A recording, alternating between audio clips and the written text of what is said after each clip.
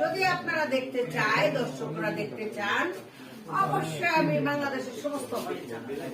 আর না হলে মানে মানে ওখানে আমরা মানে এইটা আর আমাদের হল কনফার্ম হয়েছে, এটা আমরা কালকে করবো ইনশাআল্লাহ, আল্লাহ বাঁচায় রাখলে। কারণ হচ্ছে এখন তো জানেন, আগে যেমন আমরা আগে যখন ছবি রিলিজ করেছি তখন কিন্তু একটা বিষয় ছিল যে আমরা 1 সপ্তাহ 2 সপ্তাহ আগে গানের মানে খবর পেয়েছি।